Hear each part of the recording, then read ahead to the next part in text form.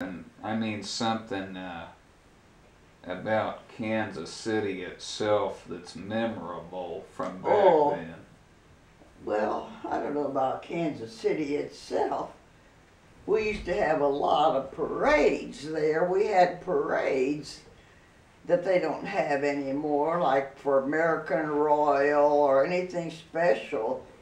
In high school, we had big parades, and I love parades. I used to go to parades, and as far as something memorable about the city, they had what they called inner city viaduct.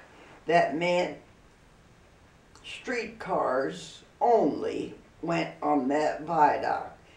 And you could go by a streetcar from Kansas City, Kansas, over into Kansas City, Missouri. And that's how a lot of the people that worked on the Missouri side and lived over in Kansas went. That was their transportation. And that was called the Inner City Viaduct. 2 lanes for streetcar, this way and that way. So when did they do away with the streetcar? Well, so what happened before that, well, I got it written down somewhere in one of those books. They used to have a streetcar pass for $1, then it went up to $1.25. And young people, when we were teenagers and even working and didn't have a date or someplace to go, you could go from one streetcar to another with this streetcar pass. And we would on a Saturday or Sunday go and get on a streetcar that went across the viaduct. There was no air conditioning on streetcars. We'd put the windows down. Oh, that was fun. Have that air. There was nothing to block. It went over the Car River, you know. Then years later, they decided to make the inner city viaduct a 4-lane. They done away with the streetcars, and so now it's a 4-lane viaduct, 2 this way and 2 that way. I forget what it's called, but what is it called? But it's not called the inner city viaduct anymore. Did they ever have like boat rides on the river? No, not on the Car River. You could maybe fish, sit on the bank, which colored people done, and fished, and it was a dirty river, dirty water. But no, they didn't have no boat rides. You might find somebody once in a while that would go for a boat ride.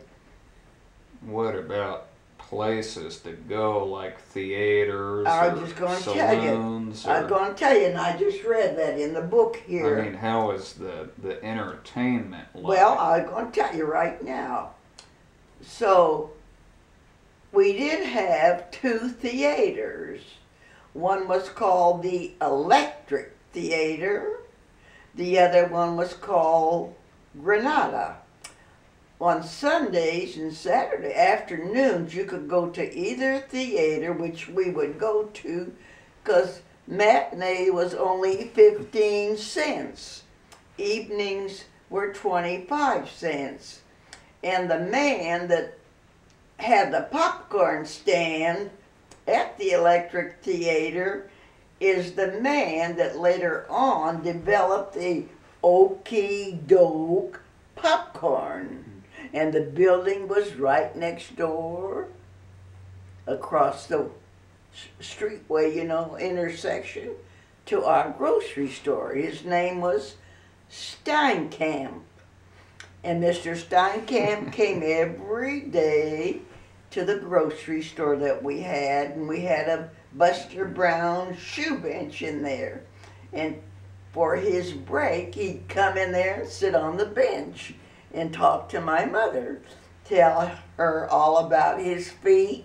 He's the one I told you one time, maybe said he had 27 pair of shoes, and he never had bad feet, because every day he took a different pair of shoes.